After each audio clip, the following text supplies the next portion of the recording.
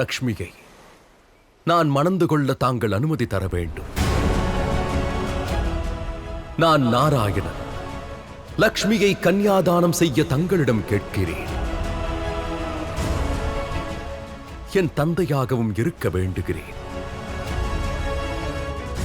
மகனையே பறித்து விட்டு மகனாக இருக்க விரும்புகிறீர்களே, உங்களுக்கு கொஞ்சமும் நியாயம் இல்லையா? என்னுடைய மகனின் உயிரை பறித்தீர்கள், மந்தனத்தால் ரத்தினத்தை பறித்தீர்கள், என் மகளையும் பறித்தீர்கள். சக்தியால் அனைத்தையும் பறித்துவிட்டு நல்லவரைப் போல் ஏன் நடிக்கிறீர்கள் நாராயணா? நான் தங்களிடம் தானம் கேட்கவில்லை, கன்யாதானத்தை கேட்கிறேன். உண்மையில் இவ்வுலகில் பலரும் கன்யாதானத்தின் அர்த்தத்தை புரிந்து கொள்ளவில்லை. கன்யாதானத்தின் அர்த்தமானது ஒரு கன்னியை ஆதரிப்பது. அது கன்னியாதானமாகிவிடாது. விவாகத்தின் போது தன் மகளுக்கு கௌரவம் கொடுக்கும் போது ஓர் தந்தை அவளது கடமைகளை தானம் செய்கிறார். அந்த பெண்ணும் அந்த கடமைகளை நிறைவேற்றுவதாக வாக்களிக்கின்றாள். அதோடு நான் என் கடமைகளை செய்வதற்காக தயாராக உள்ளேன். தாங்கள் தயாராக இருக்கிறீர்களா? இது எங்களுடைய சௌபாக்கியம் நாராயணர்.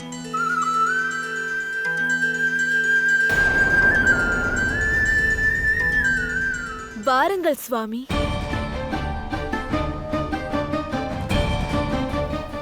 தந்தையாரே, பழிவாங்க நினைத்தீர்கள் அல்லவா?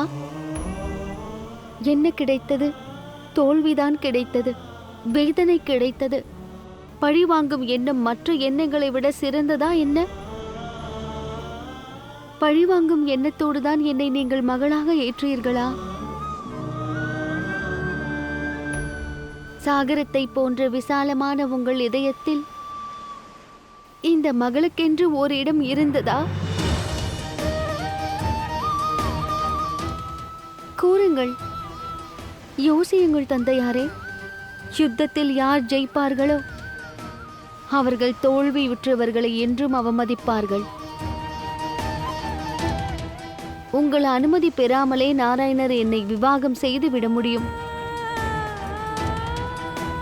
ஆனால் செய்யவில்லை. உங்களை முழு மரியாதையோடு அவர் இங்கு அழைத்தார். தந்தை எனும் ஸ்தானத்தை கொடுத்தார். தந்தையின் ஆசீர்வாதம் இல்லாமல் மகளுக்கு நல்ல வாழ்க்கை அமையவே அமையாது தந்தையாரே. இது சுயநலமாகவே இருக்கட்டும். நீங்கள் பலமுறை என்னை மகள் என்று அழைத்தீர்கள் அல்லவா?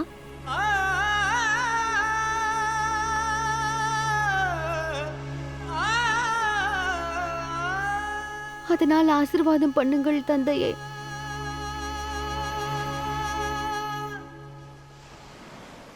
நீங்கள் என்னை ஆசீர்வதிக்கவில்லை என்றால் லக்ஷ்மி இந்த விவாகத்தை செய்து கொள்ள மாட்டாள்.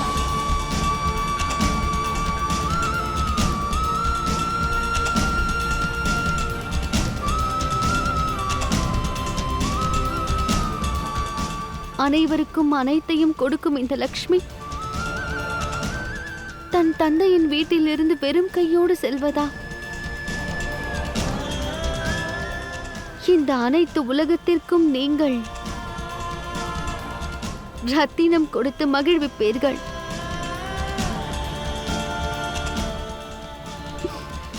நான் உங்களிடத்தில் வெறும் உங்கள் ஆசீர்வாதம் கேட்கிறேன்.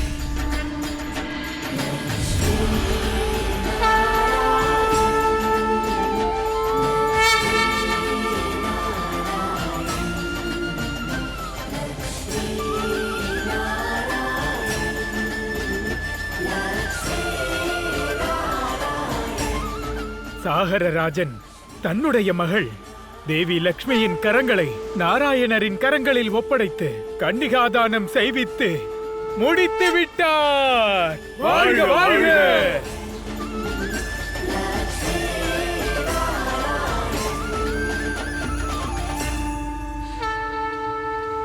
லக்ஷ்மி நாராயணர் வாழ்க!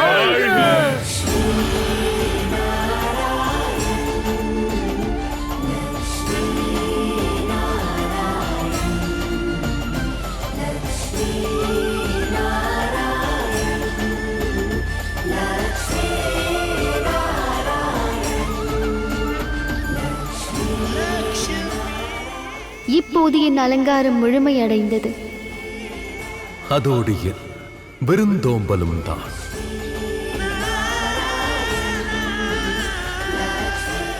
அதோடு இதனுடனேயே சாகரபுத்திரி ஸ்ரீக்கு நாராயணனோடு விவாகம் இனிதே நடந்தேறியது. இந்த விவாகத்தை நாம் பார்க்க கூடாது என்று எடுத்த முடிவு வெற்றி அடைந்தது. புதல்வர்களே, இப்பொழுது உங்கள் கண்களை நீங்கள் திறக்கலாம்.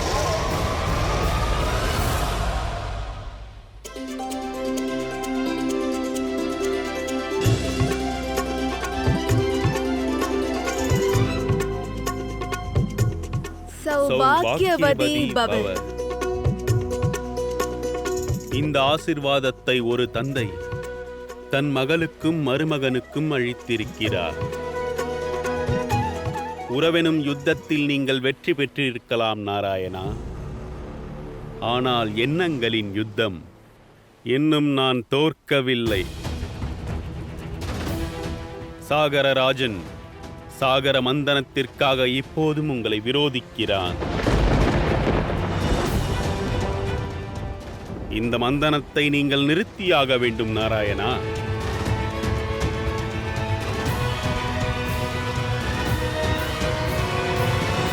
இந்த மந்தனமும் நடக்கும், அதோடு அசுரர்களுக்கு அமிர்தமும் கிடைக்கும். நாராயணரே, நீங்கள் எங்களை ஏமாற்றிவிடக் கூடாது.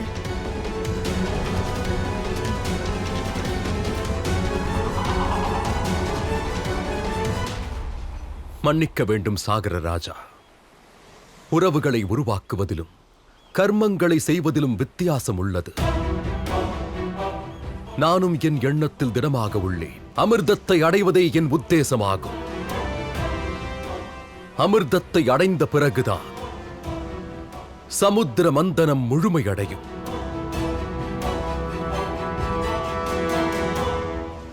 விவாகம் நடந்து முடிந்தது. இப்போது மீண்டும் மந்தனத்தை தொடங்கலாம்.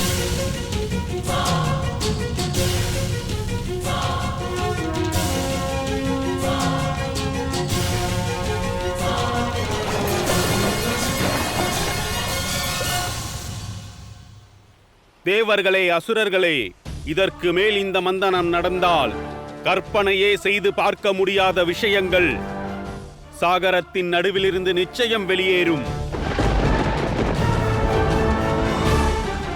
கடமைகளை செய்யும் பொழுது எந்த தடை வந்தாலும் அதை தகர்த்தெறிய முடியும். அதை எந்த ஒரு சங்கடமும் தடுக்க இயலாது. எந்த ஒரு பயமும் அதை நிறுத்தாது.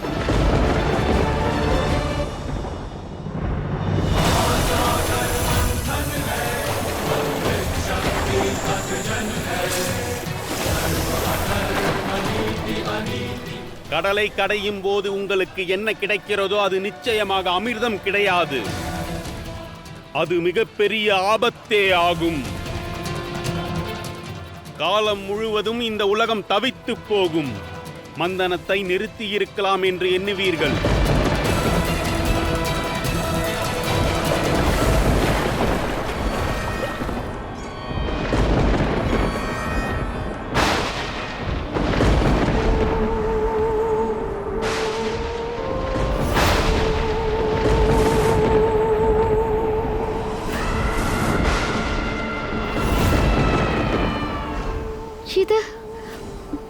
இது என்னது நாராயணரே?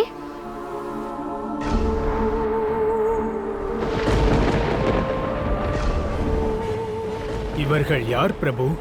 பார்ப்பதற்கு அன்னை லக்ஷ்மியைப் போல் இருக்கிறார்கள்.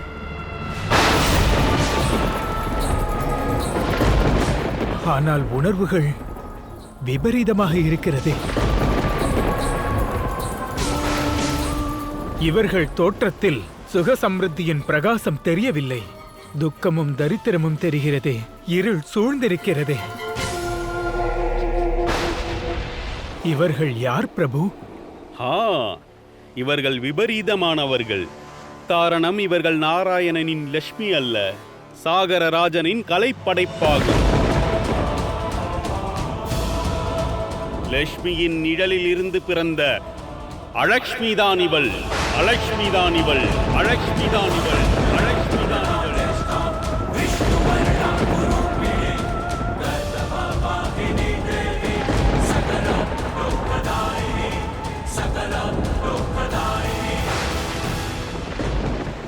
அன்னை லக்ஷ்மிக்கு நிழல் இல்லையா?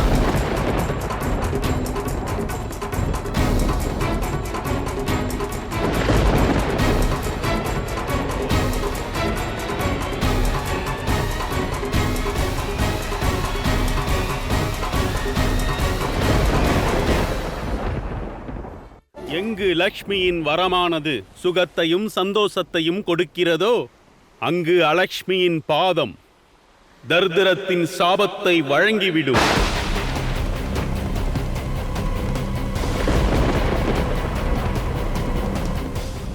இப்போது புரிந்ததா? இதற்காகத்தான் மந்தனத்தை விரோதித்தேன். ஆனால் நீங்கள் என் பேச்சை கேட்கவில்லை. சாகரத்தில் நாராயணர் எதை விட்டு வைத்தாரோ அதைத்தான் நான் அனுப்புகிறேன். எதற்கு அழிவே இல்லையோ அந்த காலக்கூட் விஷத்தை சிவபெருமான் பருகினார். ஆனால் இவளை யார் ஏற்றுக்கொள்வார்கள் நாராயணா? உங்களுடைய தேவர்களா அல்லது அசுரர்களா?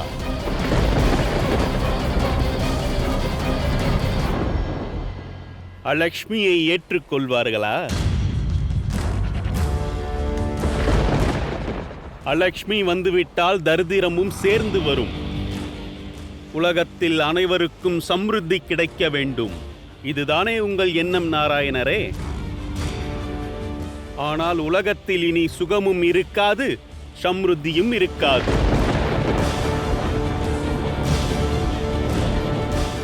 பக்தியும் இருக்காது, ஆராதனைகளும் நடக்காது.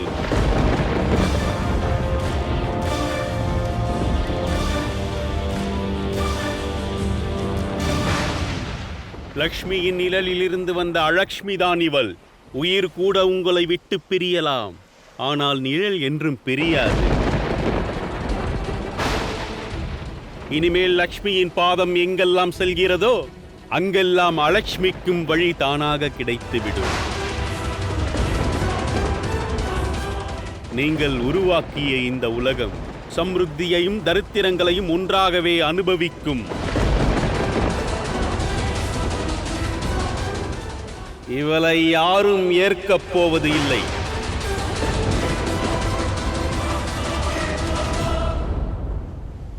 அந்த லக்ஷ்மி ஒருவேளை நம் கையில் வந்துவிட்டால் இந்த உலகத்தில் எங்கு வேணுமானாலும் அவளை நாம் பயன்படுத்திக் கொள்ள முடியும்.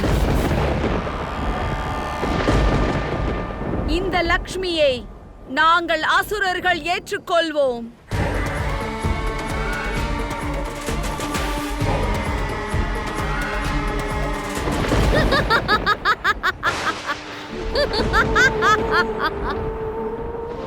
உடலோடு ஒட்டிக் கொண்டிருக்கும் வரையில்தான் உன் நிழல் உனக்கு துணையாக இருக்கும்.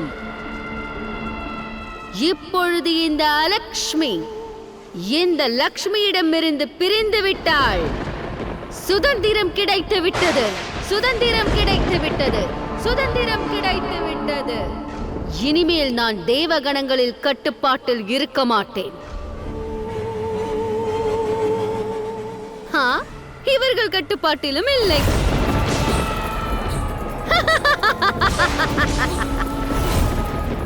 என்னுடைய வாசம் எல்லா திசைகளிலும் இருக்கும். கண்டிப்பாக இருக்கும்.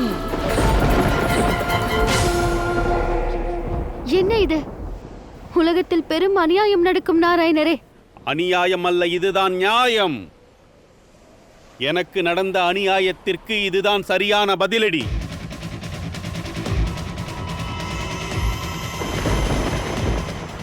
ஒரு மகள் இல்லை என்றால் என்ன? இன்னொரு மகள் தன் தந்தைக்கு துணையாக இருப்பாள். செல் அலக்ஷ்மி, மொத்த உலகத்திலும் பரவிவிடு.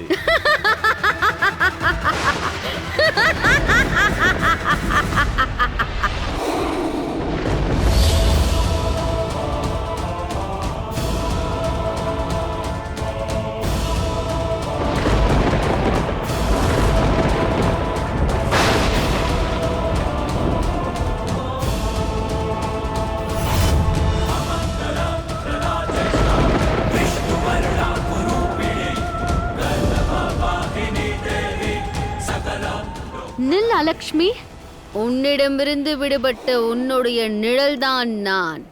இனிமேல் நான் உன்னுடைய கட்டுப்பாட்டில் இருக்கப் போவதில்லை. உன் கட்டுப்பாட்டில் இருக்கப் போவதில்லை லக்ஷ்மி. தெரிந்ததா?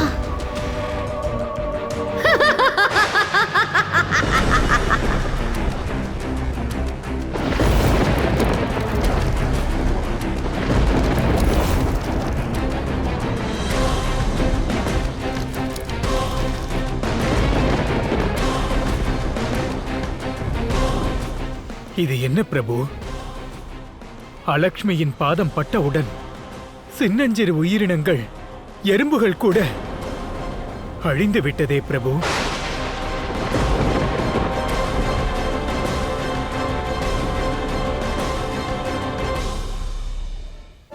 நாராயணரே, நீங்கள் கூறுங்கள். நான் கோபத்தின் காரணமாக அசுரர்களின் சம்பிரதியை பறித்து அவர்களை தரித்திரமாக்க அங்கு சென்றிருந்தேன். அப்போது நீங்கள் என்னை தடுத்தீர்கள். தங்கள் குணமே கொடுக்கும் குணமாகும், பறிப்பது அல்ல. உலக நீதிக்கு புறம்பாக போகக்கூடாது, சமநிலையை சீரழிக்க கூடாது என்றீர்கள். ஆனால் இன்று மீண்டும் நாம் சமநிலையை இழக்கிறோம். இவள் பாதம் பட்டவுடனே எறும்புகள் அழிந்து போனது. இந்த அலக்ஷ்மியின் வாசம் உலகத்தின் சுக சந்தோஷத்தை பறித்துவிடும். துக்கமும் தரித்திரமும் உலகத்தில் பரவிவிடும்.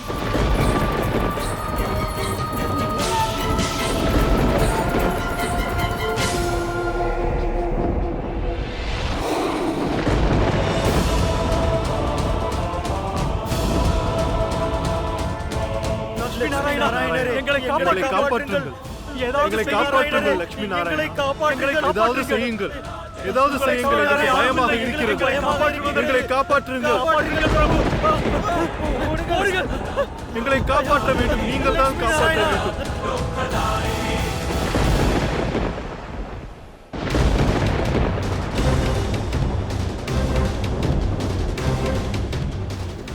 இந்த ஆலக்ஷ்மியின் தீண்ட தாண்டவத்தால் உங்கள் லக்ஷ்மியின் அடையாளம் அழிந்து போய்விடும். இல்லை தேவி, இது ஒருபோதும் நடக்காது. ஒருவரது நிழல் அந்த நபரை எதுவும் செய்துவிட முடியாது. கர்மத்தினால் உழைப்பின் பலன் கிடைக்கும். சோர்வடைந்தவர்களுக்கு தெம்பும் கிடைக்கும். மந்தனத்தில் வந்த அனைத்தையும் நாம் ஏற்றுக்கொண்டோம். அலக்ஷ்மியையும் நாம் ஏற்றுக்கொள்வோம். அவளுக்கு அவளுடைய உரிய இடத்தை அளித்து விடலாம்.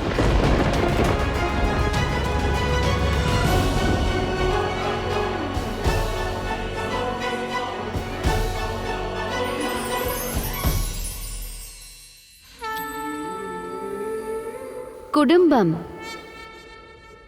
குடும்பம் என்பது ஒரு மனிதரின் மிகப்பெரிய சொத்தாகும். அந்த இடத்தில் அன்பு, சமர்ப்பணம் மற்றும் சுகத்தை கண்கூடாக பார்க்கலாம்.